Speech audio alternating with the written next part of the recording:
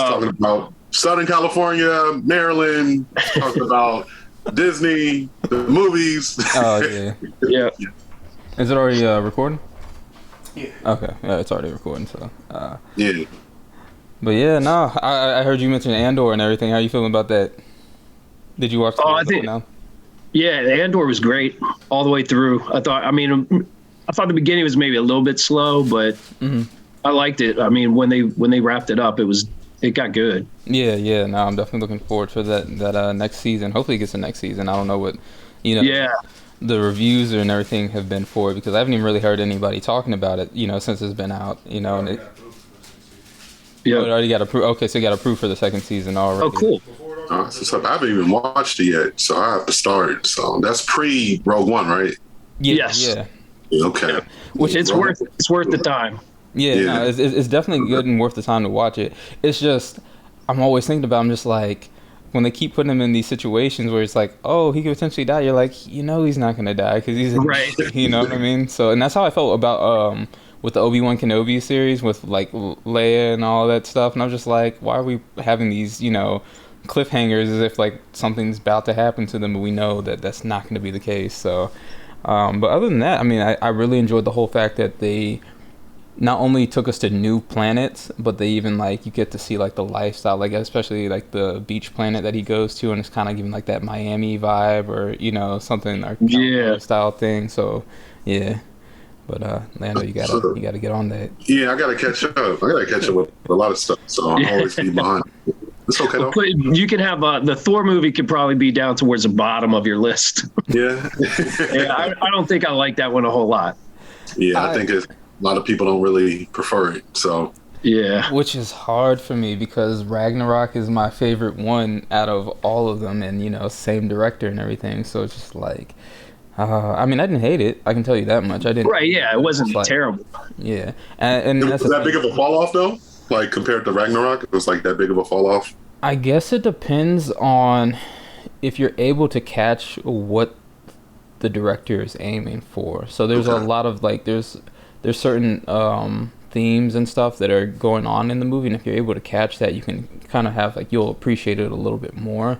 But for the average eye, I don't think that's what was happening, and so people are just kind of like, it's like, all right, so it's all right, so it's just kind of, like if you don't catch those things, or you're not understanding necessarily what's going on, then it's just kind of like, you can't really get into it a lot.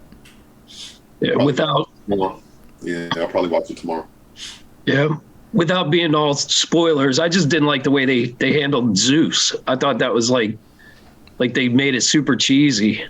Oh, but see, and that's the interesting part, because apparently with that, he was supposed to have a different, kind of like role in the whole thing. So I don't know why they necessarily went to go and take that approach, but yeah, it was originally supposed to be something different, and he wasn't, supposed to be how he was, stuff in the movie. So, but it didn't ruin it for me. It's just wasn't my favorite. Yeah, but I'm just like, all right. I mean, wait, Lando, you didn't see that yet? No, I haven't even yet. It's just been chilling on ice. So because I'm over here speaking, I'm just like, wait, I gotta make sure. Am I not gonna No, it's all good. I might not even really enjoy it anyway, to be honest with you. Yeah. So it is what it is. With like the Hercules ending and everything like that, I'm just like, all right, where's this about to go? So we'll see what happens. But other than that, you guys all saw Black Panther, so we got that to talk about. I mean, we got a lot to discuss at this point because, we haven't done anything in a long time, and then it's just like so much stuff has happened, whether it's actual comic books that have came out, stuff that's happened in the community, a lot of drama stuff going on. I know I've talked a little bit with Lando about it and everything like that. Yeah, I actually took a couple months off from going to the LCS every Wednesday and things like that. I'm back to it now, and I've got some good books and pickups that got me excited, and some stuff going on, and planning for this. I'm like, all right, I'm ready to get back into it, but I just had other stuff going on that When you know, prices are taking a big beating, and the spec game is quite different now than it was, and everybody's kind of waiting to see what's happening, but still kind of trying to keep an eye out for some good deals now. Yeah, for sure. Like, hold on. So I definitely forgot to even do like a whole intro of introducing everybody. You know how it normally goes. But for those people, I mean, we're not going to have to necessarily like roll it back or anything like that. But for everybody that's watching, this is Keynote Comics, the place where you can discover comic books and comic book related content. And we have Joel and Lando here with me today. And yeah, we're just chatting it up. So if you guys want to just hear us, you know, rant on about comic book related stuff, keep on watching. This is the right place. But yeah, I, like you, Joel, I took a break too from like going to the comic book shop and collecting. I actually haven't bought anything in a while, so I'm about to actually get back into everything. So yeah, it just kind of got boring for a little bit, but I'm about to get back up. So since a lot of books are at like low prices right now, so about to kick it back up, speculate on some things, buy some things, put some things to the side, and just see where it goes from there, you know? Yeah. Like I've been chilling too, like, which has been good on a financial level. I can't even complain on that. Yes. So, but like I've been going home, you know, heavy on like, you know, putting money into like the stock market. I've been trying to like cost average down on a lot of stuff, and Disney has been one of my top plays right there. So nice. But yeah, I haven't been buying a crazy amount of books. I've kind of chilled out. I think the last book that I ended up purchasing was my very first ever purchase on myslabs.com. So like if you guys have never used that, I would definitely recommend it. Like I know I see all the like I know about it because, you know, some of the influencers have their promotional stuff, and I was like, you know, it's been on my radar for like about 2 or 3 years, and I was like, all right, let me just, you know, finally go ahead and give this a chance. So I hopped on there and was like searching, and I found somebody selling it for like, I want to say like $50 to $60. Meanwhile, a person on eBay's got it for like $150. So if we're talking about the price difference, I'm like, yeah, I'm about to go with this. But the thing is, I hit up the person on eBay just because I was kind of like, you know, I'm used to using eBay. I've never used my slab. So I was just like, do I really want to, you know, take a chance on this and not have like a good experience, even though you know, I can have a higher expectation of I'm going to have a better, you know, experience through eBay.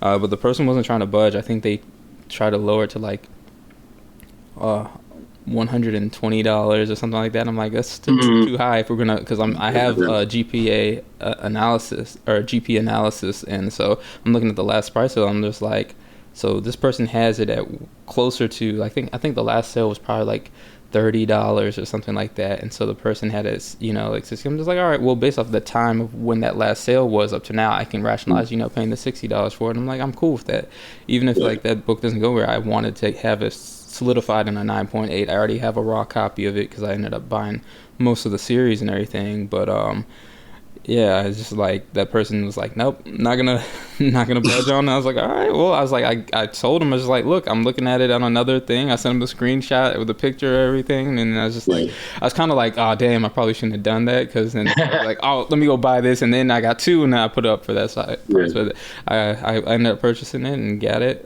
Their fees was like $1, and if you think about it, yeah, so I ended up buying like, you know, $62 or something like that, $51 or $61 or something like that, and it came in reasonable time and everything. So I'm just like, all right, I've been looking at stuff on there, but I haven't really like gotten, you know, found anything just yet where I'm like, all right, I'm about to really make some moves on it. So like you guys have been doing, like kind of just like, these prices have gone down, so I'm kind of just like glancing and searching around. I think the only one that's hurt me the most is this X23 has now got a spike going back into it, so I'm just kind of waiting to solidify that in a 9.8. The variant one, right? Oh no, for the NYX 3. Oh, okay. Oh, for NYX 3. Okay, yeah. No, that has a little uptick, so you got to make a move on it. I do. I got the 9.6 signature series, and I still got to get that reholstered. I don't know if you guys saw the unboxing. Actually, I don't know if we see. We've had videos and the cut. It just hasn't been like. There's a lot of stuff that has not been released yet on the channel. So, I mean, I've already posted it on the Instagram, so if people want to see it, but it has like a crack in the case because I end up finding a person, and I forgot what it was. I was able to negotiate the price down, and I think they had it for like 1,400 or 1,600, and I got them down to like $600.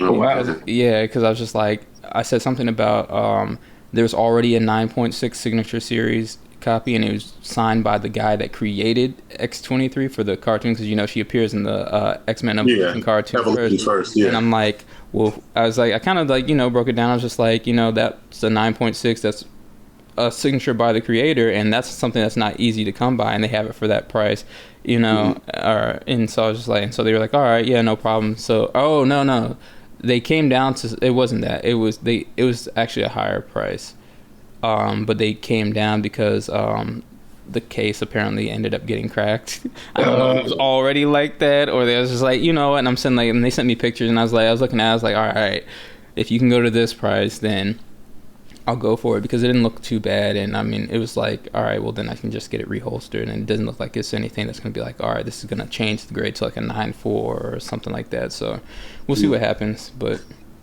that's nice, man. Yeah, X-23 stuff starting to go up a little bit. You should get that 9.8. I need to get a 9.8. I have a raw copy that I think it should be a 9.8. And then I just want to get one that's solidified as a 9.8. So if that does come back, the raw copy comes back in 9.8, it's like, all right, cool, I have two, and I don't need to hold on to two, because I already have like the 9.6, and then I'd have a 9.8 on top of that. So, but definitely one of my spec characters. I don't know if necessarily everybody's in agreement with that, but I've been suggesting like that might be a book to keep an eye on, just because if you think about the character, she meets the qualifications of the things that Disney says that they're trying to reach in. So you think about her ethnicity being, Hispanic, and then she would be a part of the lesbian gay community situation and everything like that. And I mean, badass character at the end of the day. So it's just like, and then I feel like I've been saying this for a while, that if they're going to do the X-Men, they're probably not going to give us something that we've seen before. They want to probably go somewhere different and hit new characters. That doesn't mean that we won't see those old characters that we know and love. It's just they won't be the focus, which is very interesting, because I don't know if you guys saw the thing about Owen Wilson's character, Agent Mobius, potentially being in the Deadpool 3 movie. I saw that this morning, Yeah, I think you actually told me about that. So it's just like, all right, if we're able to do that, and we know that Hugh Jackman is coming back for Deadpool, that kind of allows them to kind of time travel a little bit, which means that what if they take him to the other, where the other Wolverine is or something like that, and he's not there, but she is, you know what I mean? So and there's a lot of things that could end up happening regarding that. And I mean, I don't know how that necessarily brings everybody in, I guess where I'm trying to like really put things together is like, how do you rationalize taking those characters from their timeline and putting them into another timeline? So I don't necessarily know how that would work out, but it doesn't necessarily have to. And then you can kind of just keep it like, okay, there's these different timelines and these characters exist, and so that kind of lets them expand on doing all kinds of different stories that are connected but not connected. They're connected through one event, but they're not necessarily connected in what's happening in those particular timelines. Yeah, I saw some speculation that like the Fantastic Four movie might be set like in the 60s, and then in a different universe, and then they'll have to sort of time travel, into the MCU or something like that. So they might be, what I'm saying, they might be able to do that in a couple places to bring in who they want to have in the MCU. And I was telling Lando, I was just like, I think it makes the most sense, because I also saw the whole rumor of Kevin Feige apparently wants to get everybody into this whole Secret Wars movie, and the whole situation with the X-Men is that they can't necessarily use those characters unless they get the old actors back and everything. So I'm just like, all right, well, we know that we're getting Hugh Jackman, which is why I know the girl that played X-23 as a child, she is still interested in wanting to play the role. I mean, I don't know if that's something that they want to necessarily do, but I mean, if we think about those guidelines and they were to potentially bring in that character, and you have someone that's like actually interested in wanting to play the character and has some, to take it seriously and actually has some attachment to it, that might be ideal for them. And I know there's like some thing about when they were when they're changing everybody's contracts of like how they're getting hired for like these roles and whatever. I think Kevin Feige said something about like he wants people that like want to, do it. So I can't remember what the exact changes were, but it was something along those lines. So it's like they don't necessarily have to be attached to it if they don't want to do it, type of thing. Okay.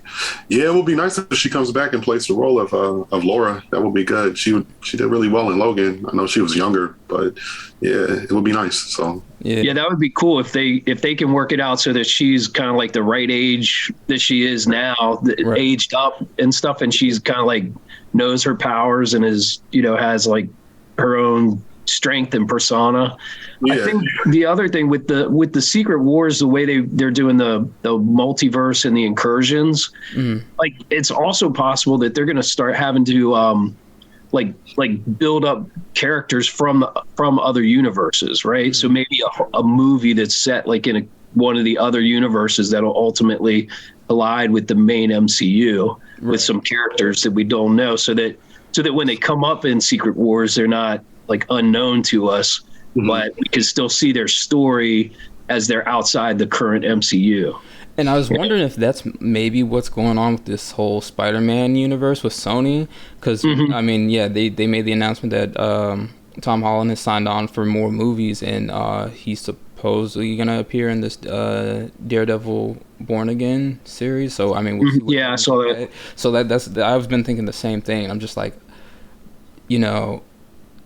Sony doesn't, I don't know, Sony like wants to do their own thing, and I know there's one director that has worked with Sony on some of these Spider-Man films and stuff or like that, and they're just kind of like, yeah, Sony made the wrong decision and kind of like sold their baby, but it was just like, were they really utilizing it properly? And were fans really getting what they wanted to see? Like, I think that's one of the greatest things about this collaboration is that fans are actually getting to see something that they are truly enjoying and everything like that. Not to say like all the other Spider-Man movies were bad, but like they weren't truly expanding it. There's always issues going on with like directors and the directions that directors wanted to go. I mean, the direction that directors wanted to go, and then the whole like company, and it's like that's why you had Sam Raimi's next movie not come out. And I was actually looking at Lando, did I sent somebody a thing of some of the people that like Angelina Jolie and stuff. Yeah, Angelina Jolie to be in that. John Malkovich as the Vulture or something like that. And I was like, that would probably be pretty interesting. I don't know if that would for that time frame, but if you think about the way that John Malkovich looks and you put the makeup on him, I think he would make a really good Vulture appearance off of that. Yeah. Yeah, don't we have like a Silk property coming out from Sony? Wasn't that announced? Yeah, they're supposed to be going through Amazon. That's going to be interesting. Amazon? And that's so how's that working? So it's going to be it's through Sony, but it's going to be on Amazon Prime. Yeah, so that's why that's another thing that kind of confused me. So I'm like, all right, well, what Joel was talking is like you're getting all these different characters from these these other things, and it's kind of confusing. So it's like I don't know how it's gonna work. It might honestly just be its own thing. Who knows? Yeah, but I wonder if it's gonna connect with Tom Holland's Spider-Man, or is it like how you just mentioned? Is it gonna be? I mean, the fact that it's Silk and she has like some story with Peter Parker, and Spider-Man. I would hope so. Yeah. This is one that Sony just showed with the Morbius movie, that they, given the opportunity, they'll drop the ball on these things that should be great, and that as consumers of the media, we want these things to be great. We're looking for something to be cool and great. We give them the benefit of the doubt like every single time. And it's heartbreak because we know these stories from the comics. We can get together in a group and we can hash out like, oh, it'd be cool if they did this or if they did that, and this should be the villain and stuff. And then they go and do whatever they do, and it's been trash from them when they haven't. Let's just be honest, huh? When they haven't had like Kevin Feige or the Marvel, they're holding their hand through it, and I'm just like, please, please, please. let some of the Marvel people go over there and help like flesh this out. I think the one thing though, is Angela Kang is going to be the showrunner on that, and she did the last few seasons of Walking Dead. And I've stuck with that show for the whole run, and it got better when she started getting involved in it. So I think I respect the choice that she's going to be in there. So I'm hopeful again, but you just never know with them, and it depends on the format. If it's like a series and 1 hour episodes, or if they're going to try and make like a movie out of it or something. I haven't heard details on that. I think it sounds more like series, but not sure. Okay. Yeah. And I want to say, no, go ahead. No, I'm saying we're going to find out. I hope it's going to be good because like Joel said, man, Sony, when he kind of by himself, gotta watch out for struggling out here. But it's like leaving a bad kid by themselves. You gotta watch out. Need that parent that watching over them, make sure that they do the right thing. So I was gonna say though, maybe seeing that they're collaborating with Amazon on this is a good thing, because I mean Amazon's got some pretty solid original series and stuff on there. I don't know if either one of you guys. That Lord of the Rings show is. I actually enjoyed it. I was watching it. I haven't made it all the way through, but some parts of it are good. I love that universe that it's in, but some of it I was kind of I don't know about. Yeah, I never got into Lord of the Rings, so I'm out on that one. I didn't hate it, but what I enjoyed the most is that I thought it was shot a lot better than what it could have been. Like if you could have let anybody if this was a Netflix thing, I don't think the quality would have been as good with the visuals and everything like that. So that's one of the things I did enjoy. They definitely put the money into it. I don't think the look though was as good as the movies. There's definitely a more lighter tone, even though there's a lot of dark stuff going on. I don't know how to explain it, but just I don't know, just the look of the elves is not as I don't know what the word I'm looking for, but it's just there's something very much different with the way that the clothing and stuff looks. But I think it was still pretty good quality for what it was. Mm-hmm. Yeah, I'll have to finish that one up and see what I really think at the end. Yeah. Oh, I'm excited. I'm actually looking forward to seeing where this next season goes. Hopefully, I think it should get a next season. Yeah. That's a big property right there that they're not going to just let die. Damn. There was But yeah, what I was trying to say is that. The other Amazon series. There's definitely some good stuff out there. Yeah. So I'm like, all right, if they're tied to it, we might actually have something. But it's where are they going with it? Because if they sit here and try to create this in the sense of how Venom was originally started, and there's no connection to Spider-Man, I'm just kind of do I really want to sit here and watch this? And then they have to sit there and then be oh, this is actually going to be successful, or there is, this has got this many people viewing it, so we're going to try and figure out how we're going to web it into, no pun intended, but trying to weave it into the whole connection of everything else. So I mean that they got away with it, with Venom, just because of the whole little, it's not a blip, but whatever that situation was, the transportation situation, and then getting in and getting out, and then just leaving that little remnants behind of the city. But I just hope the show don't get canceled, because I don't know, Venom, people love Venom, so it's sold. People went to go watch it, and they made a lot of money off of Venom. But with this fiction, are they going to have for it? Speaking of Venom, this is one of the books I just picked up. Oh, yes, I've seen that. Yeah, I've seen your post on it. It's the gold foil one, and they gave me a real good deal at the LCS, so I was like, I gotta get it. I haven't been out there in a minute. I've been. That cover's classic. They had that. Yeah. And then there's the gold, there's the black, and then there's the white one, right? Is it? Yeah, I think there is I think there's a white one too. I never know which one is the more scarce one out of all of them. So, but that gold one, I definitely know that people love that, and it's always the one that catches my eye the most. Yeah. The owner at the shop said, and he gets he buys tons of collections all the time. He said that's the first one he's seen come through his shop. So that's a good I walked sign. in and he was having a sale, and I was like, I want something that's kind of like a blue chip book, and I got $400 to spend, and he's like, get this. I got you. And I was like, okay. He's like, yeah, I've never seen these. Yeah. I haven't seen one in a while either. Yeah, I can't remember. I know they've been making the posts on Instagram, and so I saw the whole thing about the sale that they're having. I was just kind of like, damn, I'm not gonna make it out there, but I definitely would love to be out there going on a hunt, because I haven't done that in a while. I haven't been to any LCS in, I want to say, at least 6 months or so. Okay. So it's been a while. Yeah. I haven't been going either. I've just been on Pokemon stuff. I've been going to game shops where they have different Magic the Gathering cards and stuff like that. I've been buying a whole lot of Pokemon stuff, opening up trainer boxes, and that's kind of been my thing for the last few months. So doing that, and that's it really. So I got to get back on the comic book hype. Yeah, did the Pokemon market take a hit like the comics have and stocks and everything else, or is it kind of holding?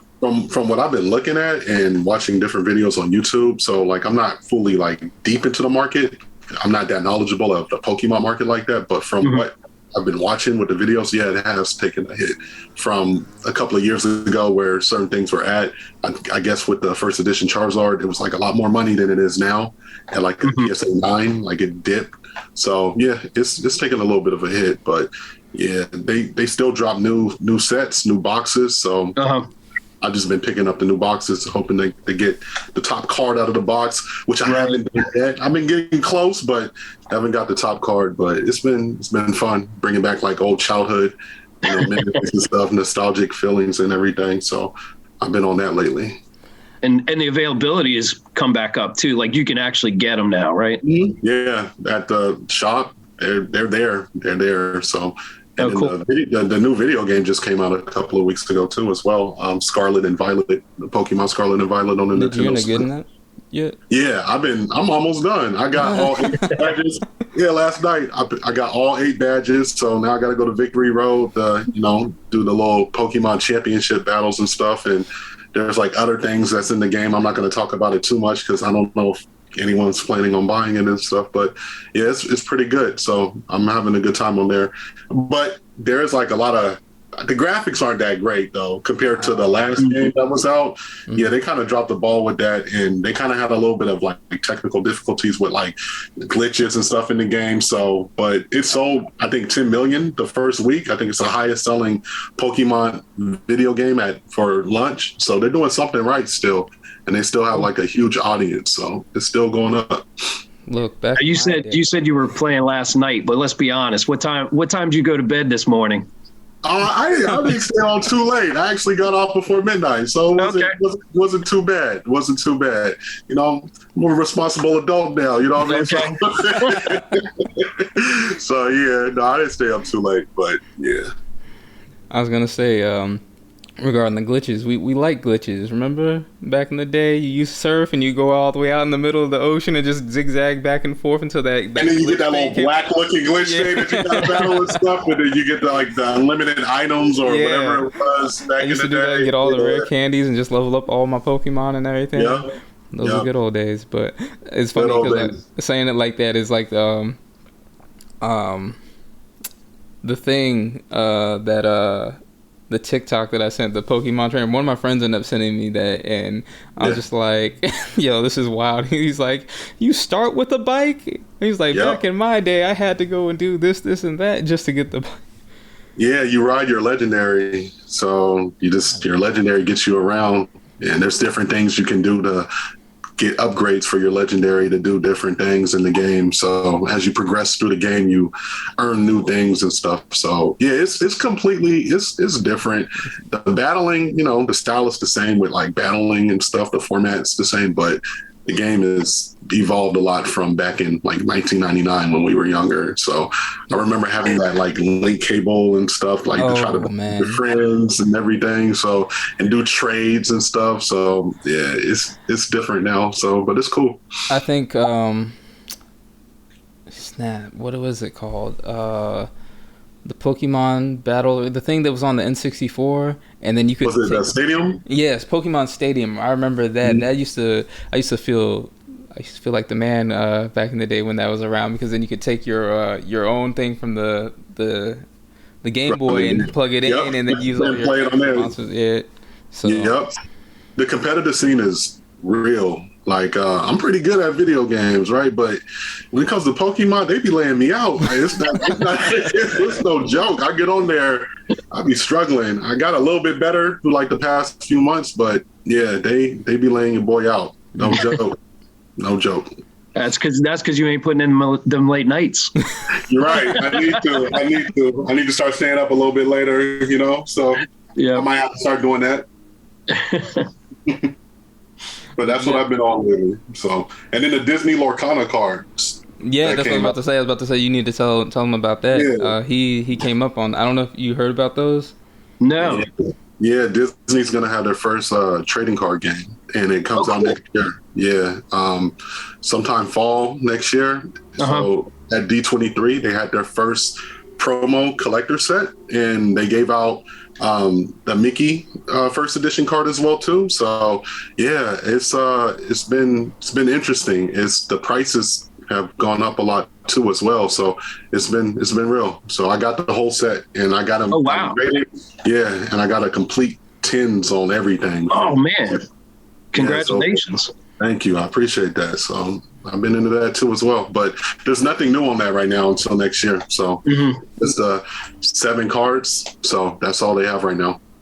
Man, cool. I was waiting to go into early retirement, So set the word into the moon. Yeah. Yeah, the collector set was limited. There's only 900 of the cards. So there's Cruella de Vil, Maleficent, there's Captain Hook, there's Stitch, Elsa, and I know I'm forgetting one, but there's one more. So, and then there's the Mickey card as well too. So it's been dope. Oh, it's Robin Hood. Okay. Oh yes. Yeah. So they're foil too, like holographic foil. The Mickey one's the only one that's not foil. It's just like a regular standard card. So yeah. I have to check those out. Yeah, Disney Lorcana. Cool. I did pre-order. Get back to comic books. I did pre-order 2 of the they're doing the Disney 100 anniversary covers, where it's like Disney characters on a classic comic cover. Yeah. I missed the first one on the pre-order, but I did get the second 2.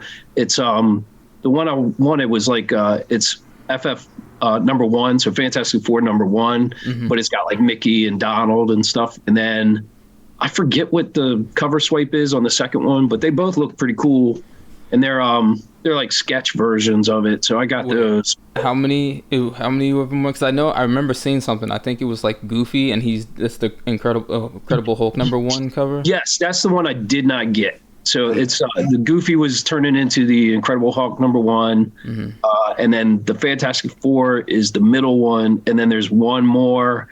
And it might be Avengers number 1 or something like that they're doing. I don't, because that wasn't the one I was really focused on. But when I called the store to pre-order, they like upsold me. They're like, "We got one more copy of the other one too."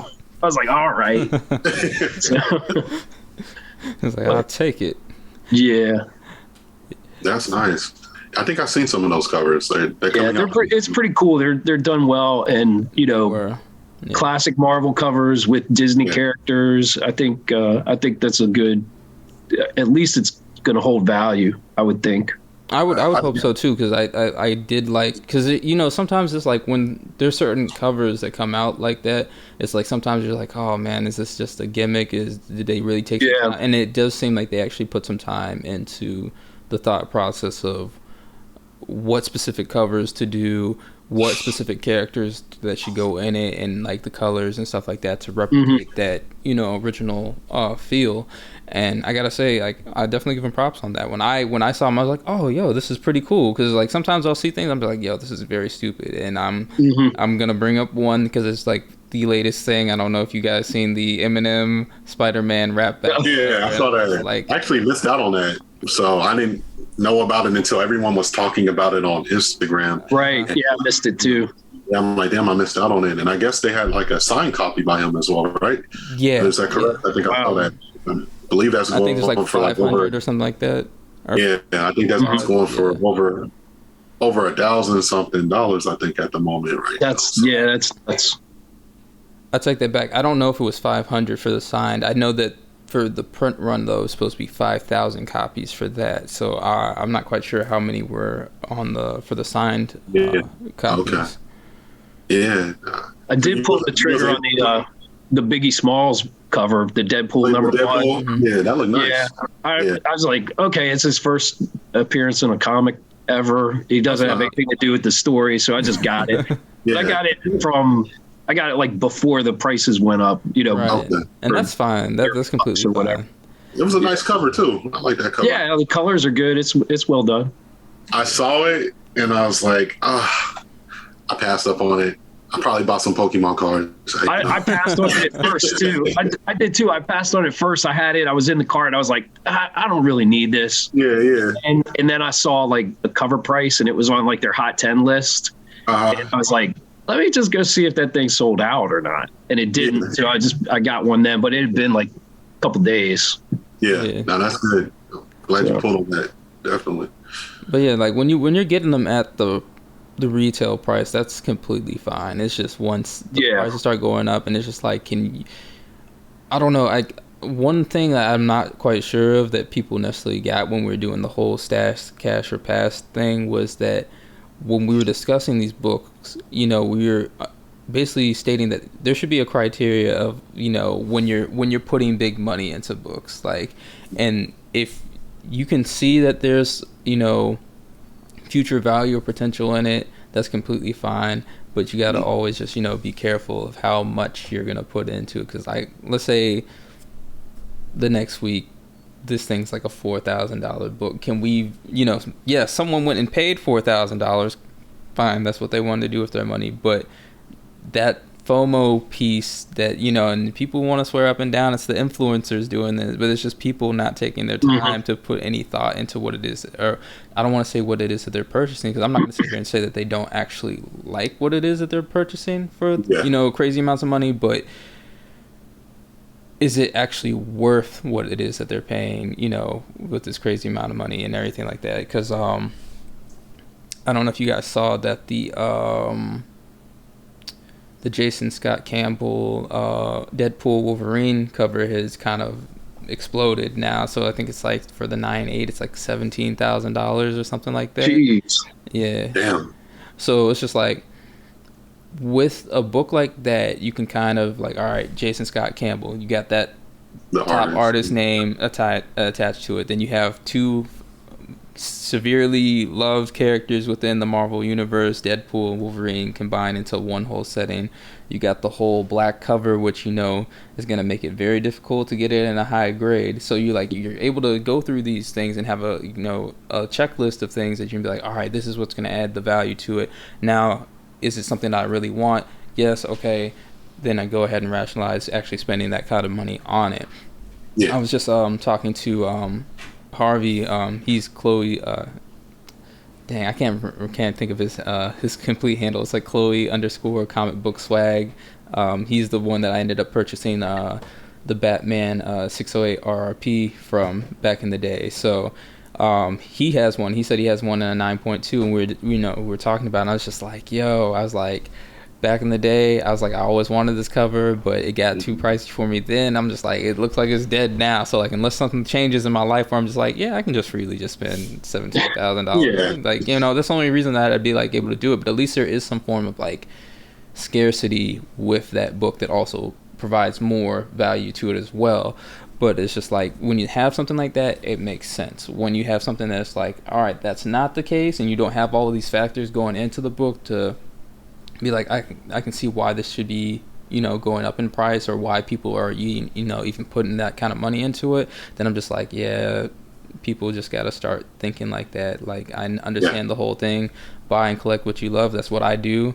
Like, any book, like, I've have it documented on Instagram so many times. I've bought books that have ended up spiking, and I've posted them well beyond, you know, before they started becoming hot books, just because they were like, all right, these are characters that I like, or this is something I kind of thought about, you know, well beforehand. Because, like, even though this is kind of a dumb book and it went up for a dumb reason, the whole first appearance of Corona, like, you know, when that book started spiking, I had posted that book like a long time ago, just because I ended up finding it, and I was like, oh, this looks interesting, and I kind of was like messing with the cover a little bit, you know.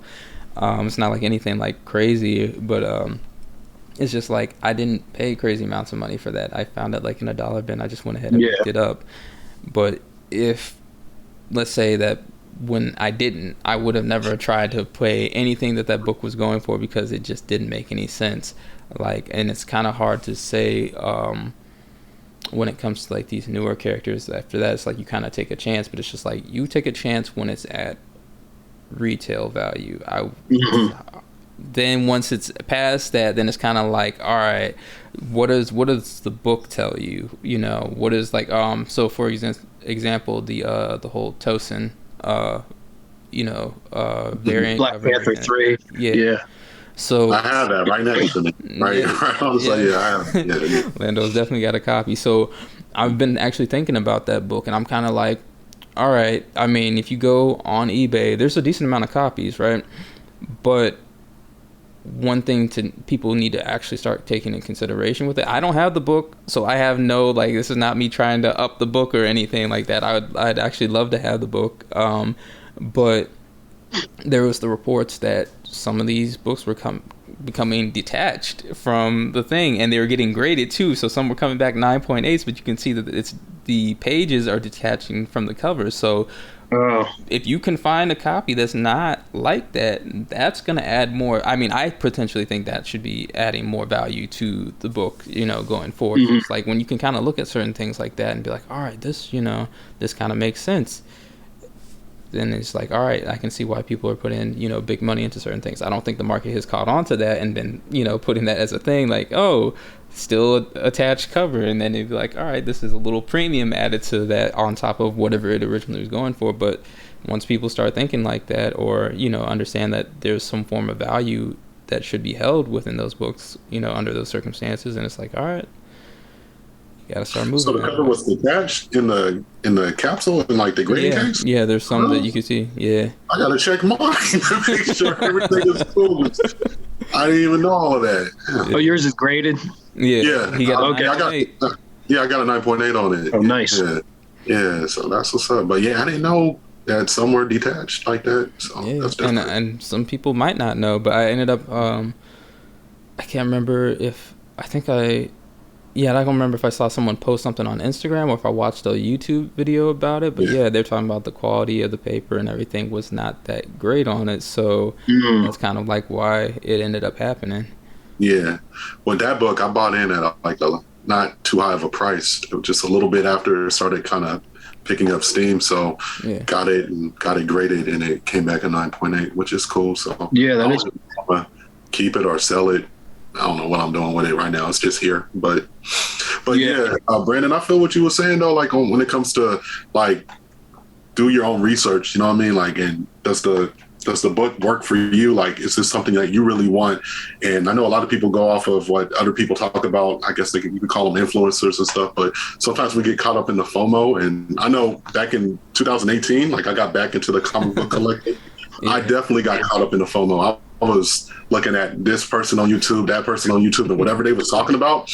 I was going down to the comic book shop, buying all the new books that week, and just going burning like hundreds of dollars on new comic book day, which didn't make no sense.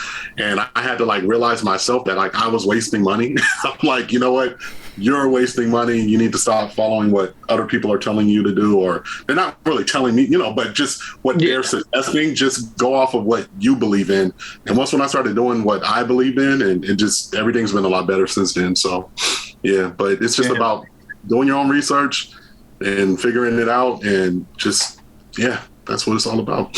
Yeah, I think that's interesting because I had the exact same experience right around the same time. It was 2018-19. I got back into comic books, and I mean, I was Comic Tom every week. Like, he couldn't put out enough content for me, and I bought like one or two of the books that was in the hot 10 that week, and you know, he's like, oh, this is the book, you know, and it's like a Walking Dead book or something like that, and I got like a 9/8 of it, and I'll never get the value out of that book again. But you know, but it wasn't big money. I think I spent like under $100 on it, but still, you know, I was thinking, oh, Comic Tom believes in it. It's going up. It'll double in price in no time, and all this stuff. And it's just not the case. But I think it's interesting that we had sort of parallel experiences because we're both still here, right? Like, we're both still in the hobby.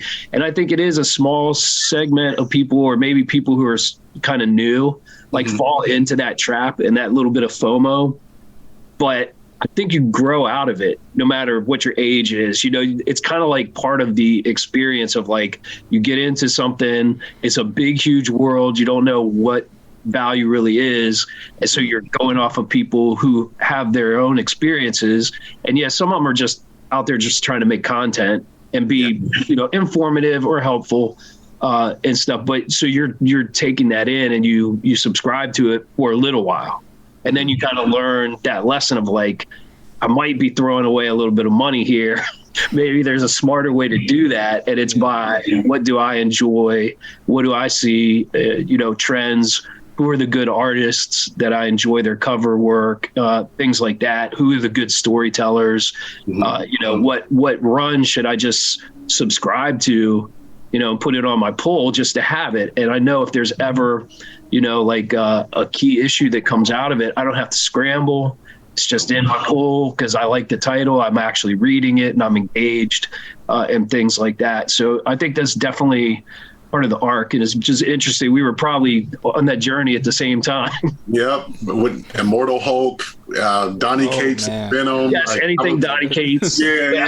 I was just collecting everything, and I think I had like a pull list at like maybe 3 different comic book shops, and it was just ridiculous. So I was wasting a lot of money, but definitely came to the understanding that this isn't the right way to go, and I don't need to be doing this, and changed it up, and I'm doing a lot better now. So I got a lot of Venom and Thor books that same here.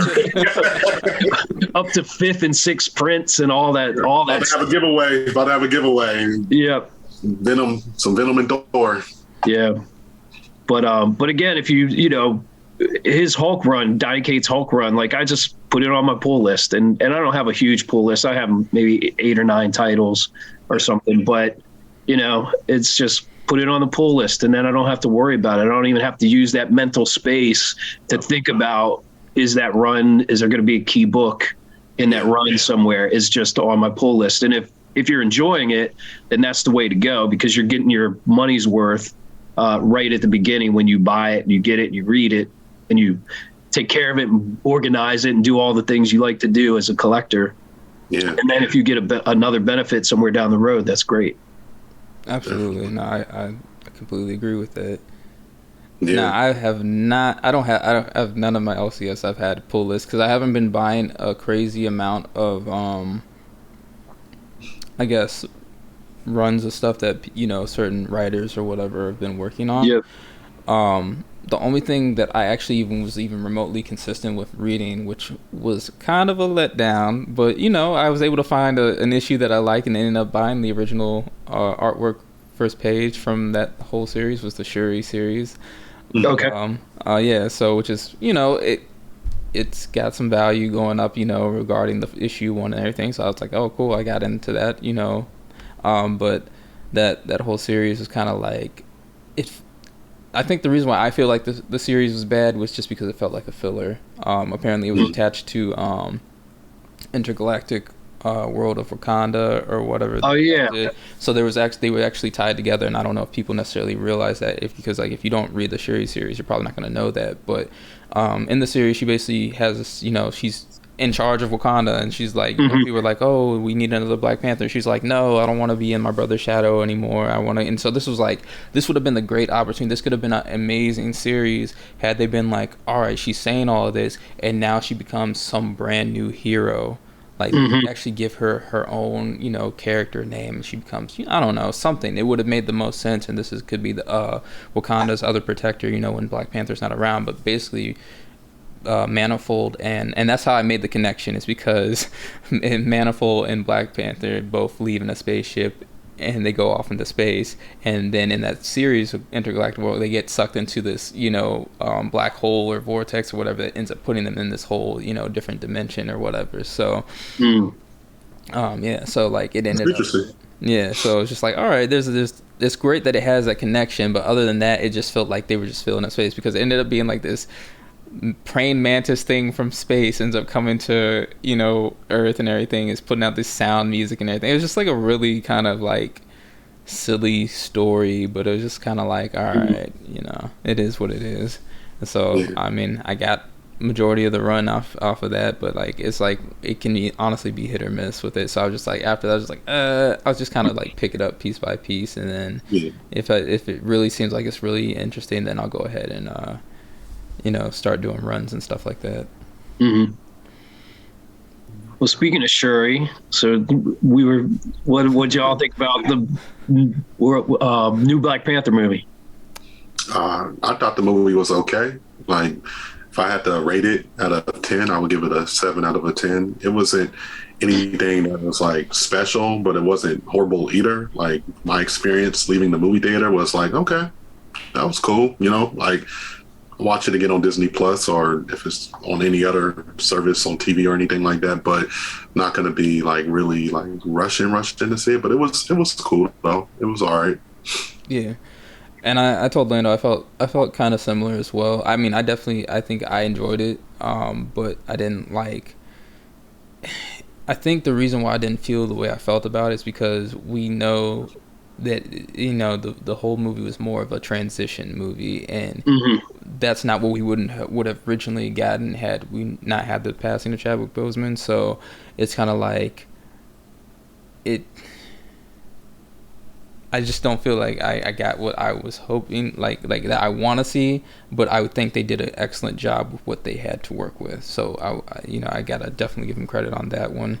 And I mean, it's interesting. Like, we'll see. Will we even get another Black Panther movie, or are they just gonna keep it strictly based off of the Disney Plus stuff that they plan on doing to keep Wakanda and Black Panther and the character, you know, relevant? And then maybe down the line, once they can, I don't know, do we do a spoiler? Spoiler free or spoiler? I mean, I feel like there's been some time for people to kind of, because it's not like. Well, spoiler alert, you know what I mean? Like, yeah, like spoiler alert. All right, you know, spoiler alert after credit scene.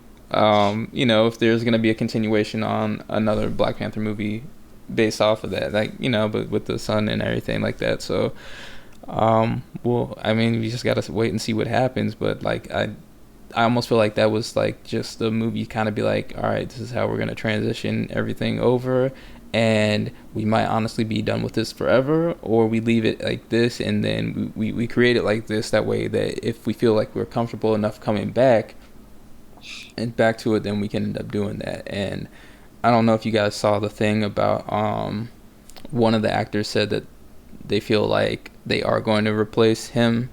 And it's almost like, all right, well, if you think about that ending, then it's like, all right, that's potentially possible. But how long is that going to take to transition that? Are we going to have to wait, 3 to 4 or 3 to 5 years for that to happen? Or, well, I mean, I guess we won't really know until we see more stuff regarding Wakanda.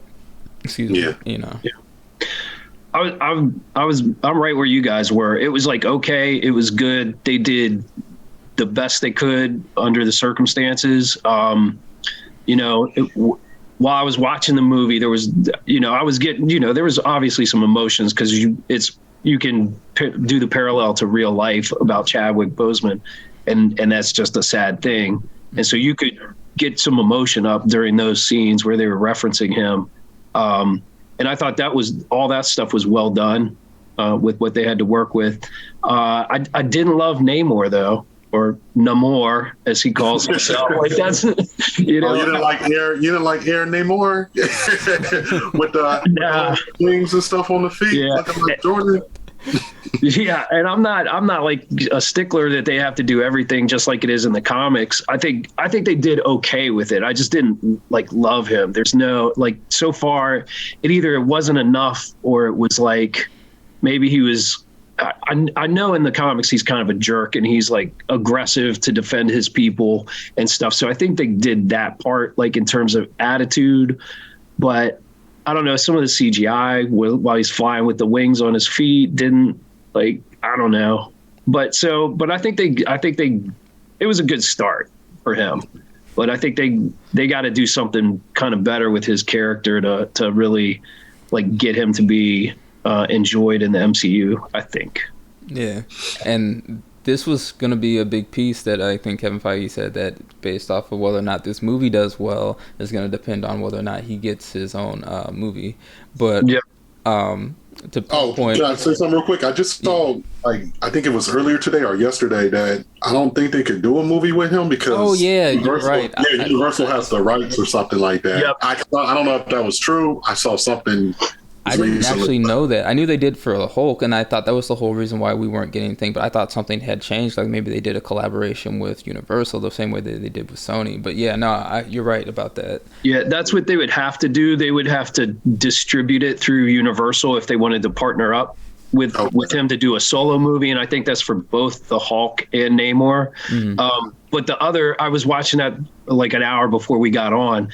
And the other thing is said that it looks like there's only 2 years left on that Universal rights thing. Oh. So they were saying that, like maybe a World War Hulk movie could be coming out like, a couple years down the road. They can really work on refining that script and stuff. So, or they could just say, hey, okay, Universal, we want to partner up with you guys and do it like they do the Sony Spider-Man movies. But that just costs them a lot of money or leaves a lot of money on the table if they don't own it outright. Yeah. So, but who knows? I mean, a year ago they were saying how they did have the rights now and all that stuff. So it's kind of murky, and you're getting a lot of like people who don't really know the situation, guessing and trying to read through documents to figure out what the real situation is. So yeah. Look, I just know Sony's probably looking at Universal like, hey, come join the money team. Come on over. We're living pretty good over here. Yeah. But I was going to say earlier what you were saying about, Namor being a jerk. That's the ongoing joke on this channel of why Slan's always like Brandon's favorite character is Namor. And it's like, nah, I just don't. I could never get into the character because of, his history with other characters and just like the stuff he does. I'm just like, I don't necessarily know. I couldn't ever grasp like why people necessarily like the character. Like I don't, I think seeing him as a villain and everything and his, his reasonings are, completely fine, but I could never get into it as enjoying him as like a hero, but he's not necessarily a hero at the same time. So he's kind of that in between factor, but I do like how they did in the Black Panther movie with his whole thing of like, oh, he's not actually, he's not actually like, oh, I lost and everything's fine. He's kind of like, oh, well, wait until it's my time to, get you back type of thing. Or when you got to come kneel into me and everything like that. So. Yeah, when you guys need our help. Yeah. So, the movie was cool though. Like I like how Shuri transitioned into the Black Panther and just her journey within like the beginning of the movie, how she was processing everything to how I like how everything was set up and how everything went with her. Like I really enjoyed her as a character in this movie. And then Riri Williams, I thought Riri Williams was a nice addition too as well. So got me pretty excited to see what they're going to do with her show on Disney Plus as well. So like, I feel like the acting was done well in the movie. It's just something about the movie just felt kind of empty to me, and it just a little bit stale. So I don't think it was the actors or anything like that. It was just the way the movie was put together, I guess. It was just okay. So there was like nothing that was like very like memorable, like oh yeah, like that part that that scene was like amazing. It's just everything was just all right. So I'll say there for me there was that one scene where she's like, you know, when they're in the garage and they're like, oh shit, she's got an Iron Man. Iron Man. No, that part was funny though. That part was. Yeah. So, yeah. I feel like the Shuri's transition, it felt like she went from being like the happy little sister that helped save the world, yep. And all that, and then obviously her brother and mother in the movie pass away. But even before then, before her mom, when her mom was still around, she was like, I might just burn the world down. Like seeing her get like that angry and then so quickly, or just in the course of like a 2-hour movie, 2.5-hour movie, like have that whole dip and swing. Mm-hmm. I think that's part, to me, it just felt kind of like, is that like out of character for her from what we know? Like it just, she got angry pretty quick and then got out of it relatively quick too. I mean, they did enough to support it. And certainly you can read into the reasons of that, but it still felt kind of rushed and out of character. She didn't stay in that frame of mind character for long enough, I think, to really to support it through the whole movie. Like if they would have had her like some 20-minute episode on a Disney Plus show, like showing her getting angrier or having something, you know, going on during that year or something, you know, something like that, just to support it. And then Riri was definitely sort of the high point of the movie for me. I thought like that was super great introduction. She was funny, but she's smart. And I think they did a great job of showing how smart she is. Because when you look on that power chart in the Marvel universe of who the smartest people are, like I know she's up there and stuff. So I think that they did good in terms of making, like getting that out there for people to realize.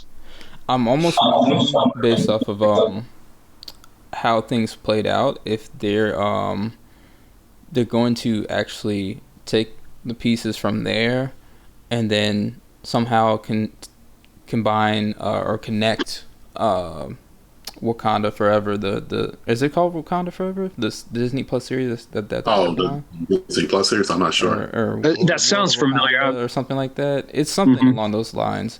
If they're going to connect that with Armor Wars. But also, didn't they say that Armor Wars is now going to be a movie instead of a Disney Plus series? That's what I've heard, yeah. Right? Oh, really? So, yeah. Because everything's supposed to be a Disney Plus series. And the thing is, the crazy part is that War Machine was supposed to get his own movie, and then they kind of canceled that. And so I think that's what they were like, all right, well, now let's just give him a series. And then Armor Wars, without calling it, you know, War Machine or something like that, I almost feel like are they going to try and transition him off? And then there's no more War Machine. I almost feel like something's going to happen regarding Rhodey's character. But yeah, so you think about it, they keep her suit. So she doesn't have it anymore. Oh, right. So it's just like, all right, well, is she going to build a new one? But I feel like that kind of looked like the final thing. So unless she's going to build, but I feel like it's weird if she has to build a new one, because then it's not going to have, like, I almost feel like that suit would be better than anything that she had, because she had access to vibranium and everything like that. So it's gonna be interesting to see what happens with the Iron. Oh snap! I forgot there is an Ironheart series coming out as well. Wow. You know, how they're gonna connect all these things, I don't know, but I'm interested to see how everything plays out for sure. Did they have an official preview for Ironheart yet? Because I saw a preview at D23. They showed us a preview there, but has it been out for the public yet? No, I haven't, or I haven't seen it. If it is, it looks like it's going to be pretty good. Yeah. The Indiana. Did they show? Do you remember the suit? Did they show the suit, and did it look like the same Black Panther suit? I don't remember seeing the suit or anything like that, but they was just showing her like more at like her school and stuff, and what she was doing, like the people that, I guess you could say, like the bad people that's going to be doing their thing. Yep. It looked pretty good. It looked pretty solid. It's a nice quick little preview real quick that they showed. I almost wonder if the bad people that you saw was the 10 Rings. Oh yeah, I don't remember. I think they've announced who the villain is. He's like a a street level guy from her comic series. Yes, but he's backed by everybody's favorite Satan, who's the Mephisto. Mephisto. So they're saying the Mephisto train is ramping back up. They're saying that he's a good chance he's coming to the MCU. Get the book. I completely blanked on that. Yeah, because they're supposed to have Sacha Baron Cohen. Is that true, or is that just? Well, it's a true rumor. Yeah, I mean, it's not confirmed yet or anything. No. True. That's fair. But I know a lot of people were complaining. It's like, why him? I'm like, you know what? I think he could pull off a very interesting character as Mephisto because he's like, I would be interested to see what he would do. That he's so he's like Jim Carrey in terms of he could make his face. He's like his appearance can morph. Mm-hmm. So that's the Borat guy, right? Yes, that's the Borat guy, right? Yeah. Oh, okay. Yeah. So I'm like, you know what? I could see him because I think he would bring a nice balance. Like he would be able to hit some serious parts, but he'd also keep the character I don't want to say overly comedic a character like The Mask or something really silly, but you're gonna have some some parts he could pull off as far as making the character scenes a little bit laughable because of maybe how he reacts when something doesn't go his way or something like that. And Mephisto is very mischievous in a sense because of how he goes about doing things and trying to twist things in his favor and everything like that. So I'd just be interested in seeing that. So I'm completely fine with that if that is the case and that's what ends up actually happening. Yeah, cool. Before we get too far from Black Panther, what did you guys think of the Killmonger scene?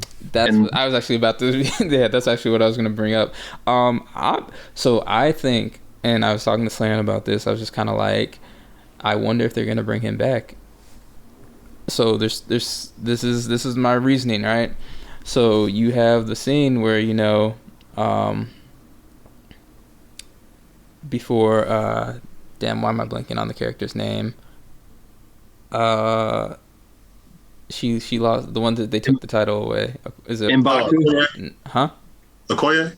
Yeah, I think it's Okoye. Yeah. Where they took the general from her. Yeah. So remember, they're saying that her husband's on the outskirts, right? The husband was a follower, and in the comics that the followers bring him back. Bring Killmonger back to life, after death and everything. So I'm I wonder if that's why they mentioned that as a thing. Because, honestly, if the average person was watching it, everyone would have forgotten about that and been wouldn't have been thought much about, where is he at? So I kind of wonder why they made that relevant. And if that means that, he said he wouldn't be in the second movie, but he didn't say that he wouldn't ever return again.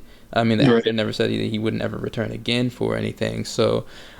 it seems like there's something that could potentially happen because I'm just why bring Killmonger into the mix? Because if you think about it, the whole thing of her Sherry going through all this rage wasn't honestly necessary for the series. So it's kind of why are they doing that? And like you said before, is that you felt that she got over it real quick, and I almost wonder, did she really get over it, or is it actually still kind of lingering in her somewhere? But she's doing her best to get over it. And that whole transition at the end of the movie was that necessarily more of I'm trying to make this step in the right direction.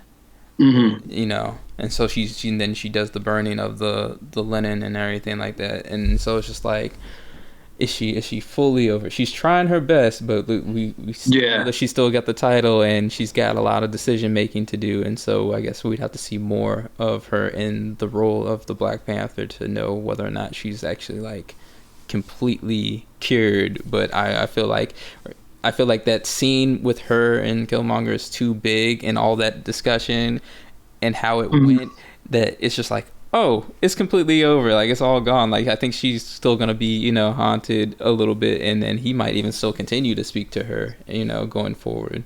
Right. That would be interesting. I think she's fully over it, though. Yeah. I think she is. I think she let go at the end. I think that was, But you're right, though. I think they did rush. You're right. They did rush her, being mad and then transitioning that quick. I didn't really think about it like that, but it was a quick thing, where now she's all of a sudden good, but I think she's over it. But the whole Killmonger scene, I didn't really even think much of that either. I know I'm sounding like a negative man right now. It just was just like, okay, cool, that's what's up. Like, all right then, like nice little cameo, but would like you to be in the movie, you know, come back and stuff. You know what I mean? But yeah, it was all right. Yeah, because I don't know if you guys saw the thing of like when they released the first trailer that people were like, oh, she's gonna see Killmonger or whatever because she had the hints of gold on the suit and everything, and it's like the suit kind of resembles more of his suit than it does T'Challa's suit, so that's why people were building the connection of like, oh, this might be what's going on. So they thought he was gonna come back completely, but it's like, oh, nah. Quick cameo. Yeah. I thought it was interesting, and maybe this is just because I don't know much from the comics or anything, but when he was in the astral plane and interfaced with her, he was like still angry. He was still like aggressive. Like I feel like in the original Black Panther movie when he died, like he kind of, him and T'Challa, that last scene when he died, like he got beat and maybe he was like going to be more contrite or chill in the astral plane. Well, I wasn't expecting him in the astral plane, but when it was him, I was like, oh, he's probably going to give her some good advice or something. But I was totally off base. And he was like, nah, you got to go to war type thing. He was like, that's how I was. That's how I lived. And that's how he still is. But I mean, I guess that's true to his character in real life. But you would have thought like in the astral plane, maybe he would have got changed, like some different visions or something. But I thought that was interesting. But that also, to me, is kind of a way to send off that character. Like they could just chop it there and you know that he's still who he is and he didn't really change. And so if they don't bring him back to life, it is sort of a good way to say goodbye to him as a character too, because you kind of know where he is and what he's up to, or at least what his mindset is in that existence. Mm-hmm. Yeah, no, I definitely agree with that. But I like you said, like I was also wondering the same thing. I was just like, didn't they kind of end on it was somewhat of a peaceful note, you know? He seemed like he kind of saw what because you know he has the scene. He's like, oh, this is beautiful, and he's looking at it. And it kind of seems like he's hinting that he understands where T'Challa's coming from, and that he's now fully accepting it. And then you have that scene and just kind of like, no. That's why I'm like, nah, this ain't over. But that's what I'm saying. And so when it has a situation like that, that's like, that's why I'm like, even with her, I know you're saying that you think that she's completely down. I'm like, if she's saying that if he's kind of comparing them to each other, like if there's similarities between them resulting, you know, the circumstances, then maybe she's not completely done. We'll see. Yeah, it'll be interesting. It could go either way. Yep, it's gonna be interesting. Let's find out. But yeah, I feel like there should be a lot more stuff going on out here. I guess, are you guys currently, like, what are books you guys are currently specking on right now? For me, it's the same old stuff. Like once when I get back in, just TMNT 95, Jenica. I'm just so bullish on her. Like that's the book right there for me that I just love to collect. So just TMNT 95, the San Diego Comic-Con variant of that one. So that's the one I'm gonna be looking to get more of. Nice. Mm-hmm. I don't really have any real big targets, but I'll show you one more pickup that I got at the LCS during their big sale. Yeah, so you got it. Oh, okay. So I feel like I could start specking on some Gwen Stacy stuff. So Spider Gwen. Hey, look, if Silk made it, right? Something's got to be in the works at this point. Well, I mean, let me not say Silk made it yet, because anything can happen. But you know, but it's looking like Silk. It's looking like Silk. Yeah, it's looking. It's going to get some production anyway. Yeah. What about you? You got anything? What you thinking about? So I did already mention the the NYX3 for you guys. The Gabby book, right? The variant, her first appearance. Oh no! Just X23's and appearance in NYX3. You're not looking at the Gabby anymore? Yeah. No. I'm still trying to get that. Okay. I'm still trying to get that book. I missed out on it because someone had sent me an offer for like 500 something, and I was like, was it graded? It was graded 9.8, and I didn't have the money to go ahead. I had to. It was like I had to wait until next week. If it would have hit next week and I would have gotten paid and everything, I could have pulled the trigger on it, but I didn't have it. So someone ended up picking up that deal. So I'm just kind of waiting around and seeing if anything can happen with maybe prices going down or someone making another opportunity for me to kind of pick it up around that area, because I'm completely fine with paying around that price for a 9.8. That's one quick question about that. Why do you think the 9.8? Why do you think that Gabby book is so kind of up there in value? Because I don't see anything really. I have the book, but like I just don't understand why it's at that price. You know what I mean? I know it's a one for 25, but I just don't see it being up there yet. You know, so I mean, so for me personally, I think it's because one, the ratio.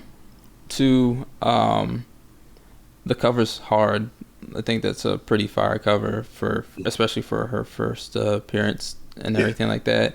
And then the third one is people genuinely like that character along with X-23 as well. And so this is another thing that I want to kind of like bring to light, is that when you can see that people love these particular characters and these books are still having steady growth with no news of anything, then you already know that it's probably going to be worth your interest to look into it, especially if it's something that you actually want. So that's the reason why I ended up picking up the Djevik variant for Miles, because I had put that in perspective, because the price that I paid for it, I didn't want to even pay for it that much. I was like, this is a lot of money. I don't even want to put this much into it. But I was able to go through the whole criteria. All right, black cover, hard to get in high grade, ratio, well-beloved character. And it was like, all right, it's been steadily increasing over time, even before the whole comic boom of like this whole specking and everything like that. Yeah, or the video game for him as well. Exactly. So. So when you're putting all these things together,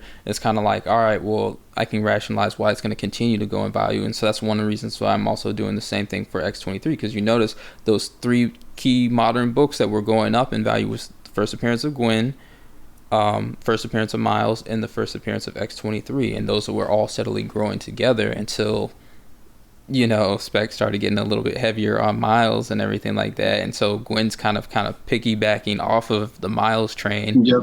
And so who knows, we might see that end up happening for X-23. We'll see. The differences between the X-23 though is, and this is the only thing to kind of keep in mind with that, is that there's only one cover for X-23. So is a decent amount of 9.8s and stuff like that out on the market right now. But because people, and that is a character that has the potential to have a pretty decent run if they do, just because of the age of which she's probably going to be when they do introduce her, it has some long-standing power off of that. And then you already know that the character has a following, so it's going to forever be appreciated regardless. So even if it has a pop and then maybe a slight decline, slowly over time it's still going to just keep rising, because it's going to be just as well appreciated as any of the other ones, the other 2. Agreed. Yep. Good. I mean, the way you look at it and break it down, it's like, I wish I could be as disciplined as you come off to be. I know it's like having the rules and the checklists and your rationale is like awesome. It's a great driver for anybody who sees this. It's like, take that to heart and practice it, because it'll serve you well over a collecting career.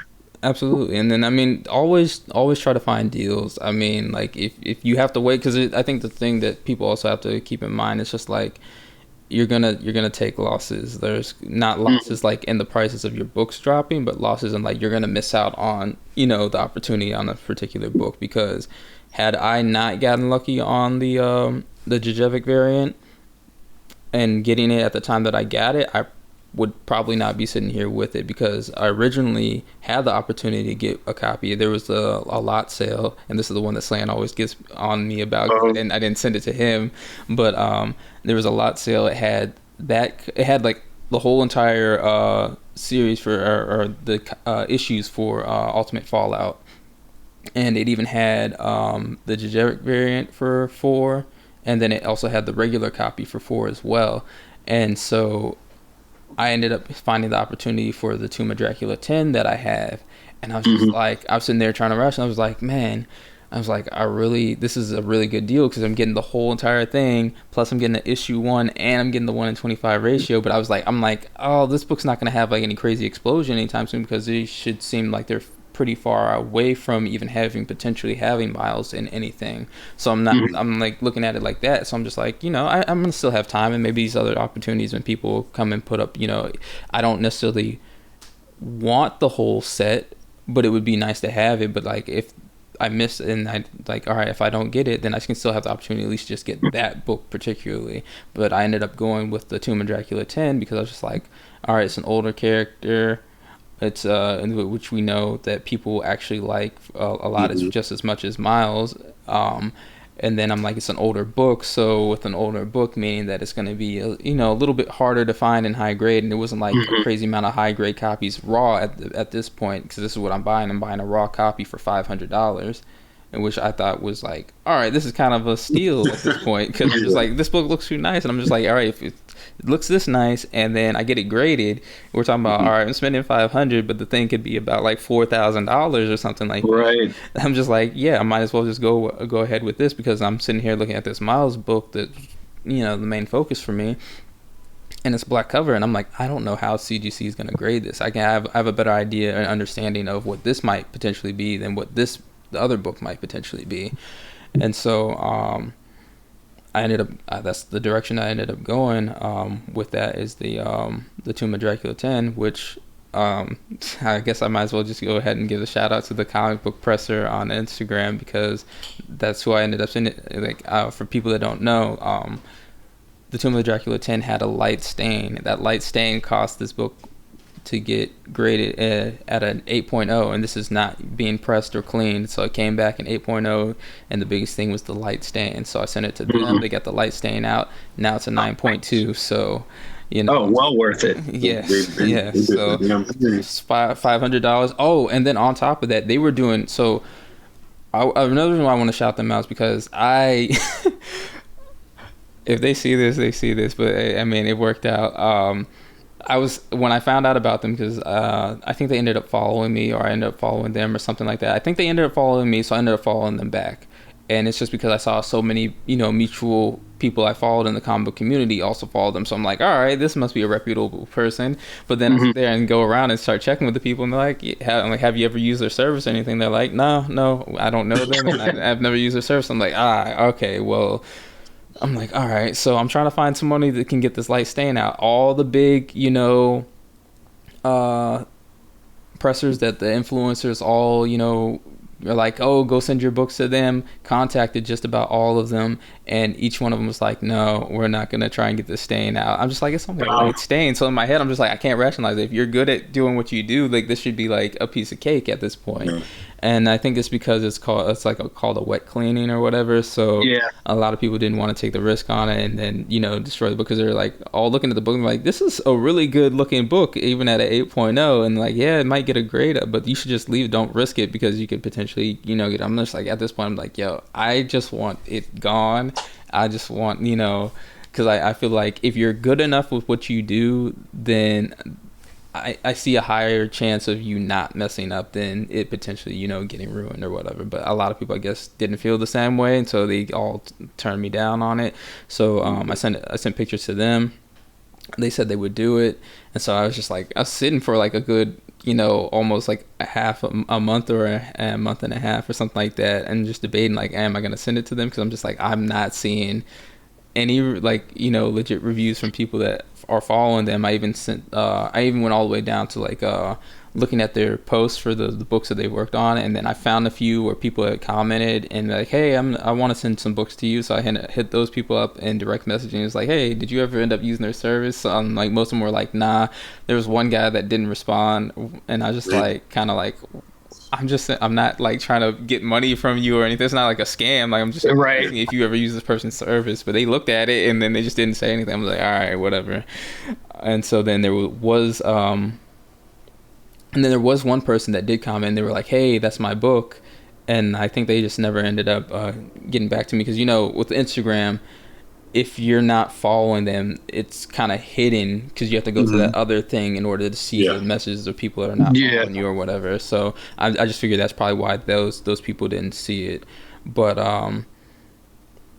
I ended up going through this whole thing of going on Google and trying to find some connections and saying, and then this is the biggest thing. So, and I ended up finding out that they are listed on CGC's website as legitimate sellers or something like that. So that started to make me feel a little bit more comfortable, but I'm still like, all right, this could be still really bad, because I'm like looking at I had they had sent me the address of where it needed to be sent, and I'm looking, and it's just kind of like this suite building, and I'm just kind of like, this is a little sketchy, but I'm like, this could also still be an official place, because maybe it's just like this is where they do most of their work, because it seemed like there's someone that owned their own business type of thing, so it's probably like, all right, this is where we want to have them sent. So they may not have an actual facility for where they do the process, but maybe this is where they like, all right, I'm going to be at work, I have the stuff sent here because I know I can pick him up here with no problem, be safe, and I can take him with me to wherever I need to go, type of thing.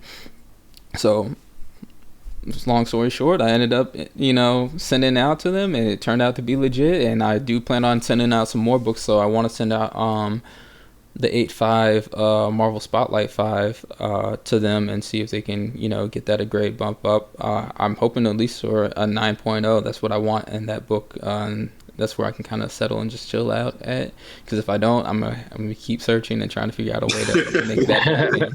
You're gonna get that grade bump. You're gonna get it. Yeah, because I'm still beating up myself for that the 9.6 signature series that I missed out.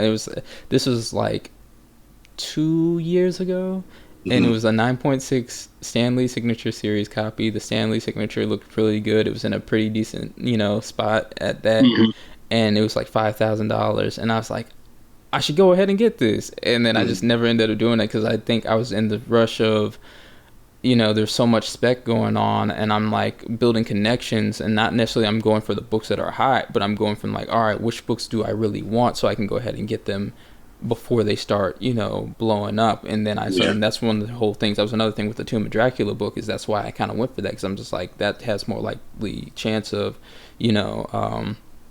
coming out when they started saying that they were going to start doing more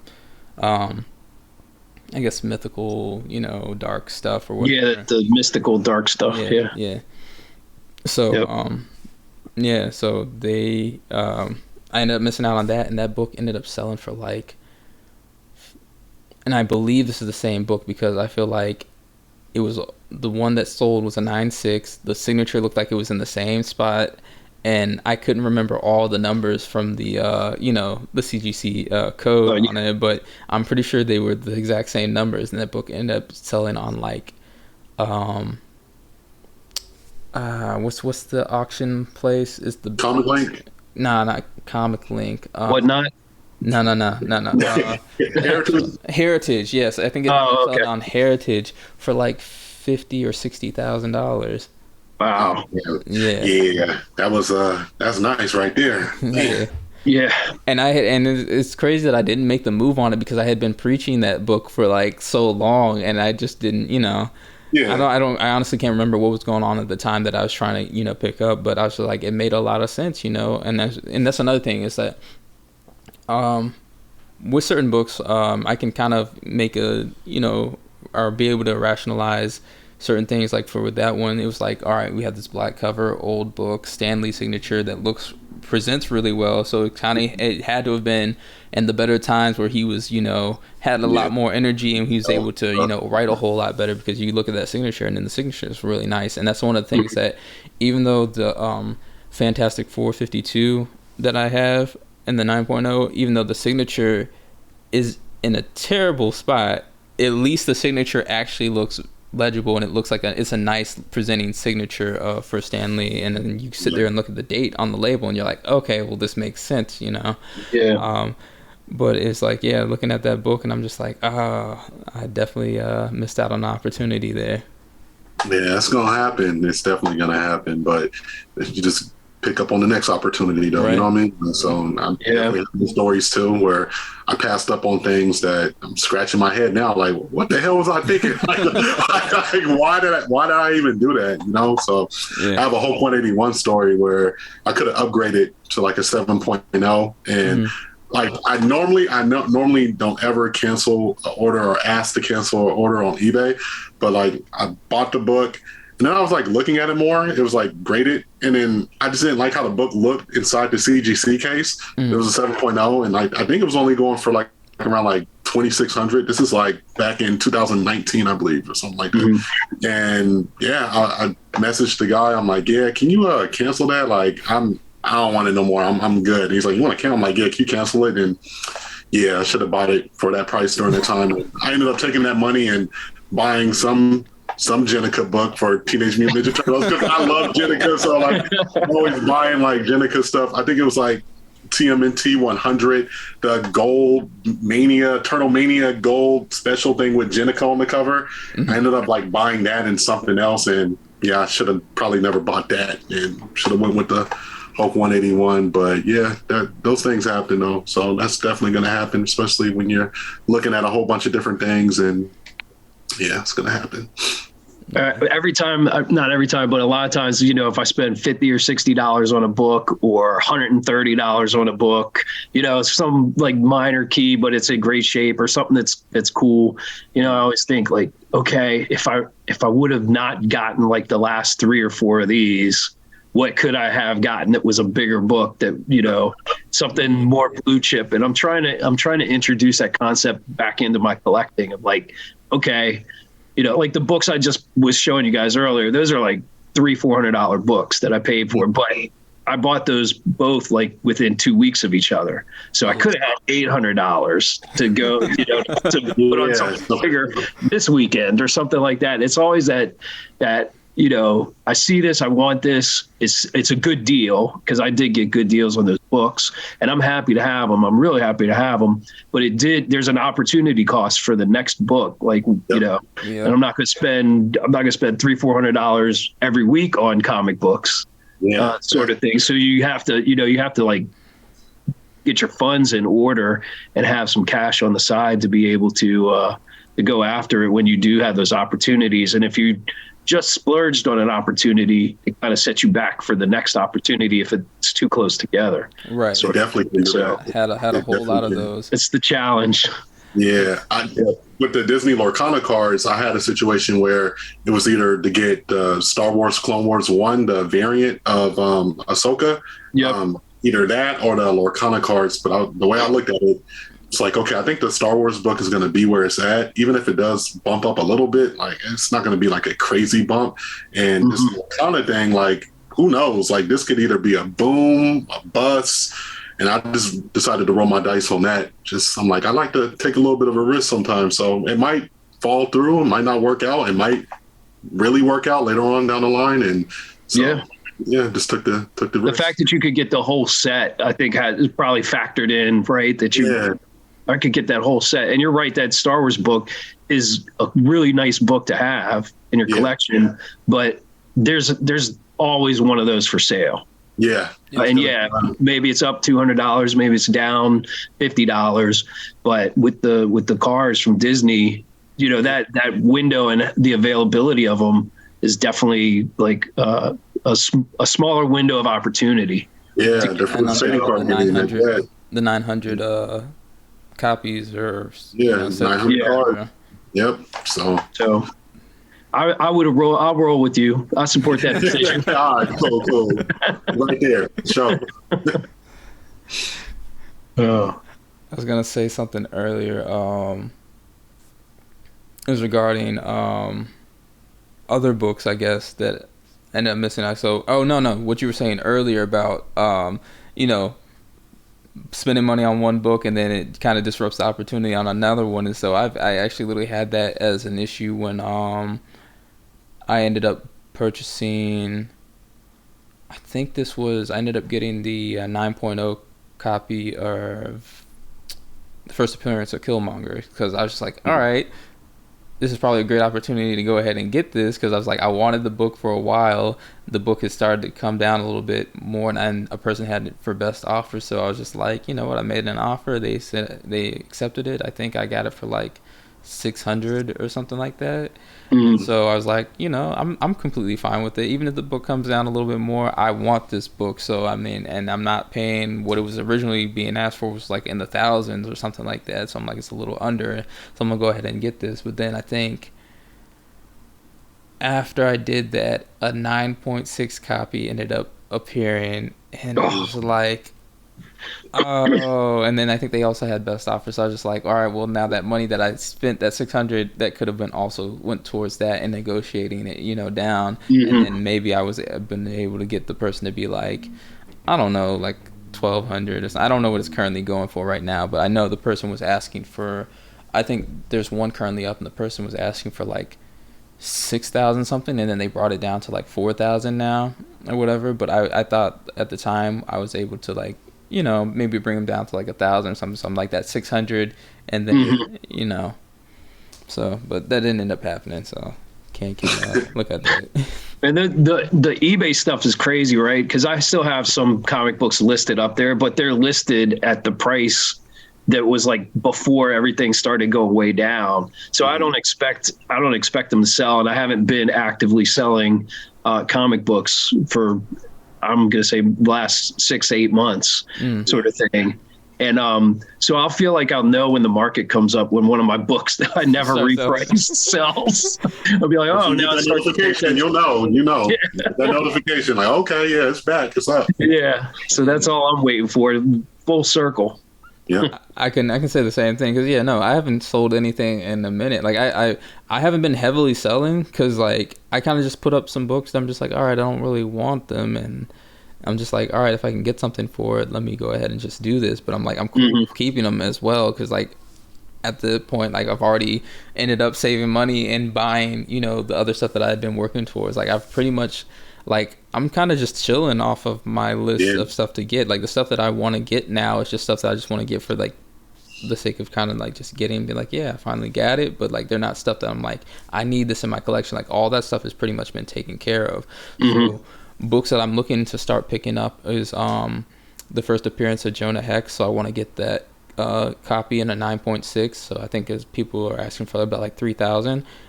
Nobody's really searching for Jonah Hex, so I think like I can be able to talk him down, especially for how long like some of these people have had their copies kind of just like chilling, hanging up there on eBay. And then I wanna get the first appearance of Damian Wayne, so I want to get the regular copy and I want to get the variant copy. So you know, because that is the Neil Adams cover for the variant. And so I mean, I think this is one of those rare situations where I'm just like, because typically it's like, all right, I like the variant copy better than, you know, the regular copy. This is one of those rare ones where I'm gonna be like, oh, I actually like both of them, so I can honestly appreciate it. And then every once in a while it's like, it doesn't always have to be the ratio or whatever, because there's sometimes I'm like, there's certain ratio ones I'm just like, this is straight garbage, like this is not the move. Because Slan and I were actually watching, I think we were watching a Comic Tom episode, and they were showing like the new Gargoyles series that I guess they gave out at the thing. There's a new Gargoyles series? Well, yeah, it just came out like 2 weeks ago. Yeah, oh, really? Okay. Yeah, a comic issue. So I'm sitting there looking at the ratio or whatever they gave. I'm just like, yeah, no, the regular cover looks way better than this ratio. So I'm like, I wouldn't even try and get that at all, because I'm just like, I don't find this thing to be appealing. And sometimes, you know, people don't care about it. They're just like, oh, this is more scarce and everything. I'm just like, I still gotta have some kind of appeal, you know, to this cover, because if you think about the first appearance of Spider-Man Noir, I would have the regular cover over the variant cover any day, just because I think that is the more harder looking cover. And like that's how I kind of also base it. It's like, if I actually like it, I'm gonna go for it. I'm not gonna go for it because it's the hot thing. If I don't find this thing to be appealing, I'm not touching it at all, because like I don't want to be stuck with something like I don't actually have any real interest you know, regarding. You're right on that because you gotta love the cover. You gotta at least be into the cover. So, ratio or not, I think even with the new Miles series, I think that comes out in December, there's like a 1 for 200, and I think it's done by Peach Momoko. And I was like looking at all the ratios, and as you said, like when it comes, you gotta like the cover, and I don't like the cover, so even though it's a 1, I'm not buying it. I'm not into the cover. So. And there's a huge hype train for her stuff, and like she's made some pretty great covers, like, and I completely understand why, but it's just like, yeah, not everything's gonna be that hit, and like you can sit here and tell me it's a 1 in 200, but if I don't like the cover, I'm not touching it. I don't care if this book starts, like I'll be like, oh damn, I could have took the opportunity to get it, I missed out on some money, but I'm also completely fine with it because I didn't actually want it, you know what I mean? So yeah, you got to be into it. So, but as far as like books again, like I do really want that Ahsoka book eventually. So that's always on my radar to see if one pops up. And it's like a 9.4, 9.6. That's like the grade I'm looking for. So just looking for one to pop up, look at the nice, decent price, and I'll definitely pull on that. So that's something I'm always interested in. And yeah, I remember telling you that I originally didn't want that book, and then I found out that Dave Filoni did the cover. I was like, oh, okay, I like this a lot more. Like I didn't hate the cover. I was just like, I just wasn't like super interested into it. Like, I mean, it'd be nice to have. And then once I found out that he did it, I'm like, yo, this guy has his hands on everything. Like the fact that he did this cover, I think this is really cool. So I think it's only 1,000 copies. Like 1,000 copies, I think, if I'm correct. Okay. See, I didn't even realize, and that's why that book keeps going up, because that's not a crazy amount, especially if you think about that. And I always rationalize it because I'm gonna build this connection to the Jajevic variants, because you know there's always I mean, we're gonna. People say it's not rare. I don't believe that. Yeah, and that's the thing. It's like, okay, what do I know? But what does that mean? Okay, and I think they base it off of however many copies were made of like the regular cover and stuff like that. And I'm like, I guess you're in that context. I guess it is not rare, but let's not base it off of that. Let's base it off of how many people actually want this, particular book. Like they're saying the same thing about the Jajevic variant as well, but you sit there and look at the census and you look at the numbers for each grade. It's not like this is a crazy amount, like huge, like ridiculous numbers. And you think about the number of people that love this character and want this particular variant, especially because that variant, especially when the variant cover is better than the actual cover, you're going to have that more of appeal for it, and it's just like that just becomes irrelevant at that point. So it's like sometimes when they say that, I'm kind of like, all right, are they just saying that to kind of help bring things down and think that people are going to kind of fall into it? Like, I hope that's not the case, but it just makes me wonder sometimes, because when I sit there and watch these things, I like I said, I have my own way of thinking when it comes to taking an approach with my collecting, and I'm sitting here looking like, all right, let's take about Ghost Rider real quick, and this will be a perfect example.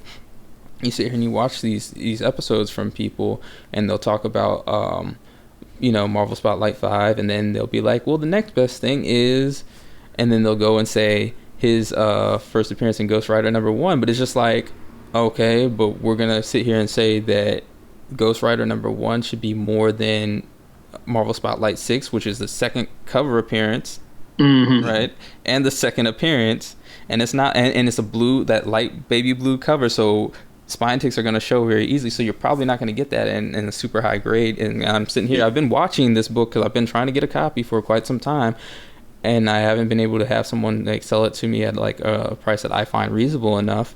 But yeah, it's like that book seems like it has more going for it than the Ghost Rider #1, and I'm not trying to discredit Ghost Rider #1. I think a lot of people maybe find it more appealing based off of the cover, but I'm just like, when you have all this like, if you're running off of criteria, it seems like the Marvel Spotlight 6 is probably the better buy.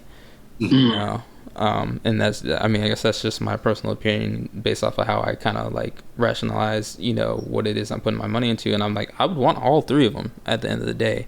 But I'm not understanding why, when it's being talked about on these shows, that they're not bringing up and trying to be like, hey, you should keep your eye out on this as well. You know what I mean? it's not until I guess the needle starts moving that it's like, all right, this is when we're gonna really, you know, start talking about it. But I guess, yeah, also, I mean, it also depends on what the community is buying, honestly, as well. So if people are just like, oh, let me just go and jump into this. But, I mean, like I said, if you got a criteria and you kind of are able to set and explain why you think a certain thing should be where it's at, I would say that probably, the Marvel Spotlight 6 probably makes a lot more sense. Mm-hmm. And then I think, go on.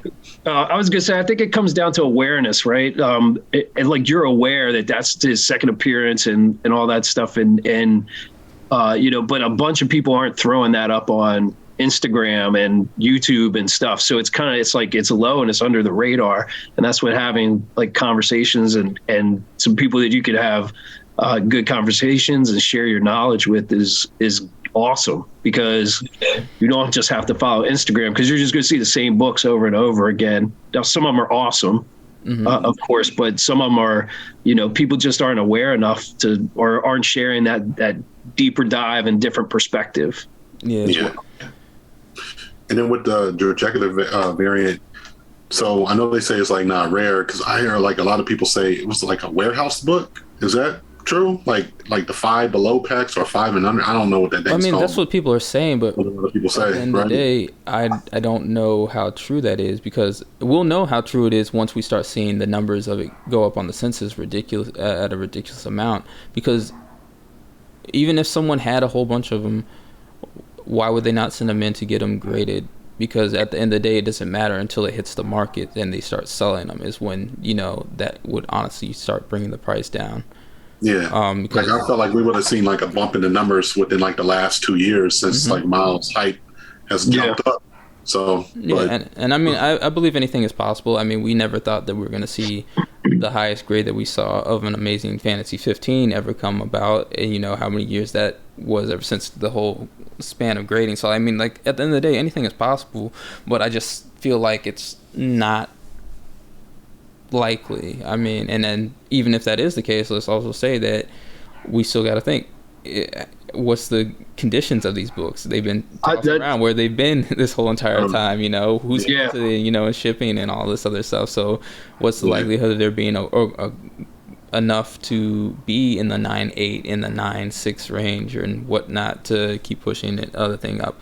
And didn't like a 5.0 or something just sell for like $2,000 and something, I believe. Yeah, a couple of weeks ago or last month. I'm with you. I think the fact that, you know, people are grading a copy of that in any grade, right? Mid-grade stuff, and they're grading it. So if there was a ton of them out there, I think people you either are completely oblivious to what you have, or if you have a version of that book, even if you would get it pressed and send it in and take your 7.0 and be happy to have it. Right. You know, so I would think there would be that census would show that there's enough of them out there that people are grading them in almost any condition, sort of thing. So, and that just doesn't seem to be the case. Yeah, and it's just, think about it. You should be like, all right, I bought it's a warehouse box. Is that what they're saying? I don't know how many would warehouse come in. Yeah, but I don't know exactly how many would come in there. But let's say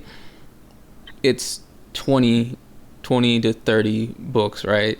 If you got that, at least one of them is probably going to be in a pretty good condition that it might hit like a 9.6, 9.8. But the thing is, you have enough that based off of how much it's selling, you know, you get a book graded a year and just sell it once a year, and that's just like extra money for you sitting right there.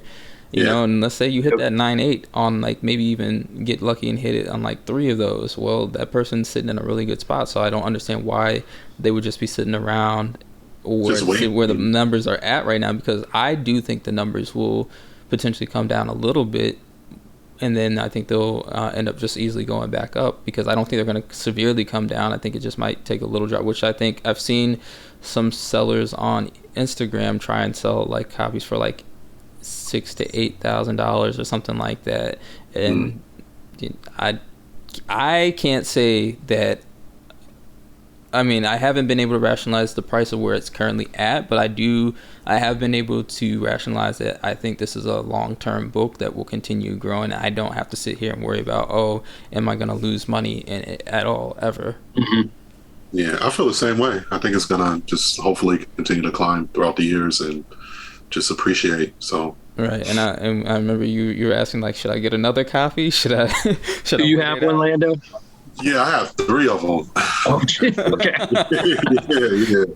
So. Well, when I can afford an $8,000 book, I know who to come to for a point and get rid of one of them. So wait, you have a 9.4. You said you had a raw copy. Yeah, I have a raw copy and one that's like a 7.0. Okay. Yeah. So yeah, I don't know what I'm gonna do. Like I might buy another one. I might just chill on it. That's a book I'm always looking at too, as well. So. Mm-hmm. But we'll see. But my passions have like kind of shifted, so I don't know if I'm going to be spending that much money on a comic book. So we'll see. So yeah, I'll be all over the place. I'm in the car stuff. I'm really in the car stuff right now. So we'll see what happens. Nice. Mm-hmm. I don't know if you guys also saw. Just because it's a book that has been on my radar to kind of keep an eye on. I've been trying to get another copy if I possibly can. Is the Black Boy Fly preview issue, and so a 9.4 apparently sold for like 5,000 something. I think I saw that. It was like way up there. Yeah. Yeah, I'd actually seen. I was chilling on YouTube and I was scrolling through the things that were suggesting me, and then I saw the Lords of the Long Box thing, and I was just like, and this was like. I think this episode came out like several weeks ago, like 3 or 4 weeks ago. I saw it. Yeah, that's where I saw it. I saw it. Yeah. So I was like, and I thought of you. I thought of you immediately. I was like, Brandon is so smart and lucky to have gotten that book. Yeah, that book is dope. Yeah. So, like, and the reason why I'm trying to get another one is because like they said in the thing, it's only 100 issues. I mean, only 100 issues were made, and so. The book, it's one of those very high, not high value, high quality books. Mm-hmm. So if you've seen, have you guys had, do you guys have the Spider-Man Noir? Ever seen like the Spider-Man Noir raw copies? No, I haven't seen it raw. I might rate it, but because it has a very nice cardstock cover. And it's very glossy, so it's very high quality. That's why I really like the book. It's like a very nice quality book, which is why I really like the Spider-Man Noir book as well. And so if anything happens, someone opens it and actually tries to read it, you're not getting a 9.8. I'm just like, like I read it and I only had to like crack it. I could not fully comfortably read it. Yeah. But I read the whole thing, and so it's like. You can already see, and you can check the census, that a good amount of them have already been graded. Now, there are some 9.9s, there are some signature series copies, so there's something to keep in mind that like those, of course, are going to run ridiculously high, and if those ever hit the market, I can only imagine what they may potentially go for, because we're talking about two competing markets. We got the people that are the art fans that enjoy his work, even though the cover's not by him, it's actually by his close friend Max Sansing, who he kind of grew up with. But you have those two competing markets, and then you have it's only being 100 issues, and not all of them are 9.8s, and so you get yours, you get it now, and then at the end of the day is the preview issue, and it's a lot of first appearances of important people within the series, or that make connections to the story of the main character, and so I'm just kind of like, all right, I don't know what he has planned for it. It's been, since 2017 is when the book came out, and we haven't dropped anything yet, but Shahzad Shah, who did the interior artwork and everything, keeps posting, teasers and everything like that, and I actually got to talk to him at New York Comic Con this year, because I was like, I saw he said he's going to be there. I was like, I'm going to go see this guy. Because that's nice. It's funny because I talk to him every once in a while on Instagram, because I really want to get some original art for the thing and everything, so I can have have an artwork framed and then have the book right next to it type of thing whenever I have a situation where I can display it and everything like that. But I went there and he actually had some artwork in his portfolio that he let me look at, and I'm just like, Yeah, he's like, but I can't sell it to you. Like, he's like, yeah, what's this? Because like I think he's worked on a whole bunch of stuff, and then some of it's not even actually coming out because they keep going back to the drawing board of what they're doing. So he's like, we've already got a bunch of stuff done. It's just depending on when he has time to focus on, getting the stuff out and like changing. Because I think he said they were also changing a few things in the story, so he's gonna have to work on some different panels and everything like that. So that's slightly the holdup, is that it's on Hebrew side because he's doing a whole bunch of other stuff. And I think he just had a thing a few weeks ago where he dropped some art book with all his pages of the different characters that are in that whole universe and everything for his whole art thing. And I think he signed the copies as well. So he's been focusing on just so much different stuff and, doing these new sculptures and exhibits and everything like that. So whenever he does, and I mean, hopefully it's soon, because like the way Stajad made it sound is like they're at the very end. It's just once he has that time to make that last final piece, completed, and then they can start getting things rolling. Mm-hmm.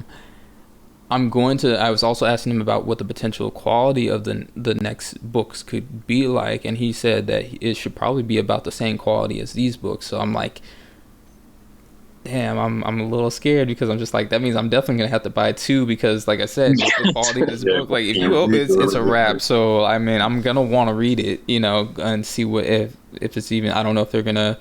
It's kind of hard because that book is the preview. So I'm like, all right, is this gonna like, and it seems like it seems like it's honestly a first issue at the end of the day. So I don't know how they necessarily, why it's necessarily called the preview issue.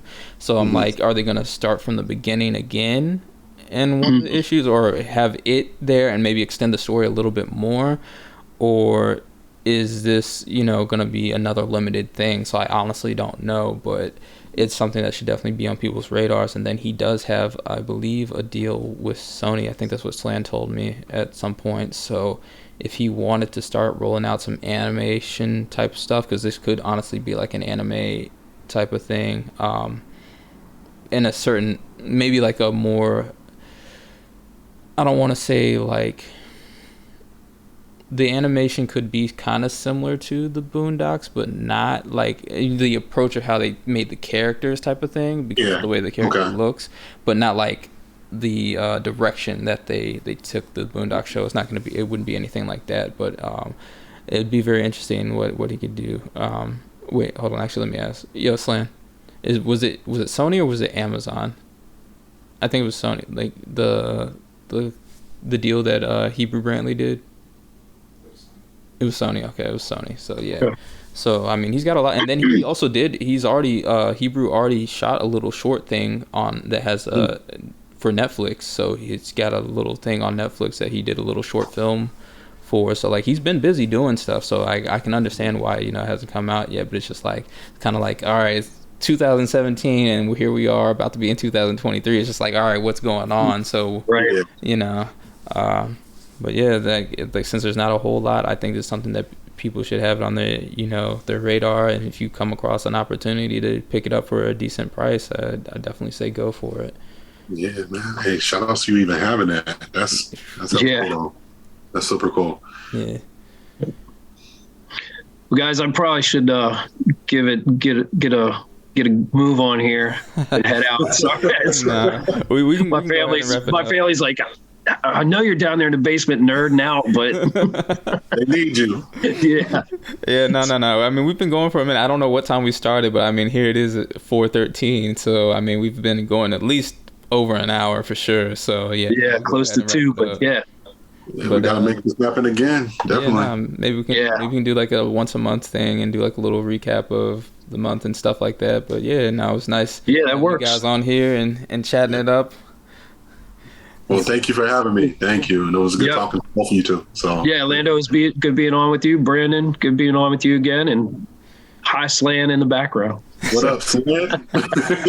They said hi. He's chilling. He's sitting right on the couch right now. Yeah. Nice. Yeah. But yeah, we're wrapping all right. up.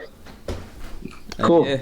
Are you going to do an outro, or we just going to say goodbye? I want to say an outro, but it's been so long since we've done this. I don't even remember what it is. Like, what is this? What's the outro?